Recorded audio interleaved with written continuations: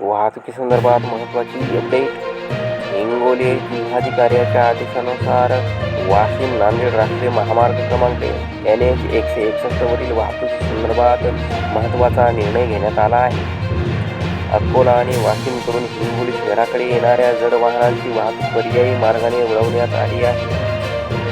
जिल्हाधिकाऱ्याच्या आदेशानुसार ट्रक, बस आणि इतर जड वाहनांनी सावरखेडा पुलाच्या सर्व्हिस रोडने तसेच खटकळी बायपास रोडने हिंगोली शहरात प्रवेश करावा. तसेच हिंगोली शहरातून अकोला किंवा वाशिमच्या दिशेने जाणाऱ्या जड वाहनांनी खटकळी बायपास रोड आणि सावरखेडा पुलाच्या सर्व्हिस रोडचा वापर करावा असे आदेशात नमूद करण्यात आले आहे. दरम्यान हलकी वाहने म्हणजेच कार आणि दुचाकी वाहनांसाठी अकोला किंवा वाशिमकडून हिंगोलीकडे येताना वासंबा फाटा येथे U-टर्न घेण्याची सूचना देण्यात आली आहे.